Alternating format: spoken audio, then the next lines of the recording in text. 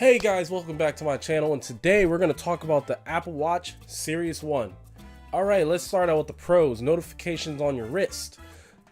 Yeah. Anyway. Alright, so many people don't think that that's a useful feature to have notifications on your wrist. Why would I need that? Because I can just go on my phone. Well, in case you don't want to go on your phone, and it's much faster to do it on your watch, instead of just picking up your phone out of your pocket, unlocking it, and then you go to the text messaging app and then you start typing. Okay, all I have to do, since I have the watch, pick up my wrist, press on the messaging button, and then just scribble. Bam. It's actually much quicker than you think. Even with the Touch ID button on the iPhone 7 being as quick as it is, it's definitely much quicker on the watch. Okay, so that's definitely a plus. The next thing, the ability to make calls. Okay, not many people know this, but you can make a call on a smartwatch nowadays. Okay, it may seem lazy as far as taking out your phone and making the call, but like I said, it's another useful feature. You don't have to use your phone. You're not going to be so dependent on your phone, especially at my job where I cannot use a phone. It's definitely very useful as far as that aspect. I don't have to pretty much go around the sorry, that's pretty much a text. Apologies. I don't have to go around the store with my phone in my hand and on my head talking. All I have to do is pretty much a little bit more conspicuously walk around with a watch on my hand and just talking, and it's not as loud. Loudspeaker isn't that loud.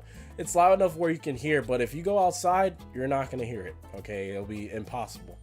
All right, next up, the ability to make text. Okay, that's another feature that many people do not know about, unless you do have a smartwatch, which isn't many people. It doesn't sell like that yet. But anyway, the ability to make text. That's another thing. Instead of taking my phone out, unlocking it, and then on top of that, typing, it's a lot of time. To me, I'm sorry, I'm lazy.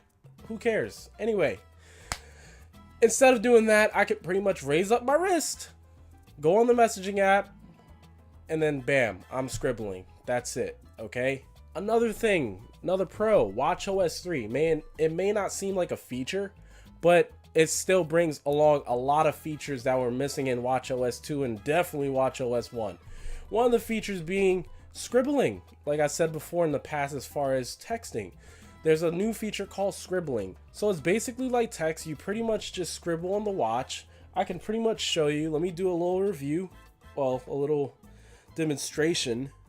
Okay. So someone texted me. Let's see. I don't know if you guys can see it, but let's see. All right. Scribble, and I can just say, hey. And then I press send, and it's sent to the person. Okay.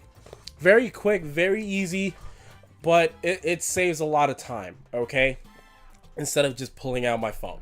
Next up, the screen. Now I know the screen is small, but what I like about the screen is that the colors are very vivid. Okay, it uses an AMOLED screen, so those colors are definitely gonna pop, unlike an LCD screen, which is more true to life as far as the color saturation. But I do love the more vivid colors. It's way better. Okay, now there are some cons with this watch. Definitely some cons. All right, speed is one thing. All right, excuse me. The freaking watch has one single core. Okay, how the hell, Apple, do you release something with one single core? And even it wasn't even released in 2016. Even in 2015, how do you release something with one single core, Apple? The thing, sometimes I have my good days, but sometimes I definitely have my bad days where it's pretty much unresponsive for a little while, and then it'll pretty much load the app or load the text, or it just won't do anything at all. It'll just pretty much shut down. Okay, why Apple, why would you do that? Doesn't make any sense, but they just pretty much dish things out nowadays. But anyway, I'm not going to get into that. It's not an Apple rant. This is pretty much an Apple Watch pros and cons review. Okay, next thing, battery life. Okay, battery life sucks, horrendous, horrible, horrible for people that speak Spanish. Okay, if you're looking for a smartwatch that has great battery life, this is not the watch for you. at all. Not even close, okay? You have better offerings from Samsung, LG, you name it. As far as Android space, they have it as far as, you know, battery life. Some of their smartwatches from Android, their offerings last for 2 days or more. You even have Pebble. Pebble can last for a week. Come on. I can barely get through a dang day with this Apple Watch. It doesn't make any sense. It only has one single core, so it's not using that much power. It's not pushing out that much power. So I just don't understand why the battery life is so bad. But, you know, what are you going to do? Okay. Another thing, waterproofing. Apple, why did you not include waterproofing in the first Apple Watch? I don't understand. Why the second one? Are you guys holding back just to save features for each Apple Watch? Because that's what I think you're doing. But anyway, waterproofing has no waterproofing at all. It may be splash proof where you could take it in the shower, or I wouldn't even recommend taking it in the shower.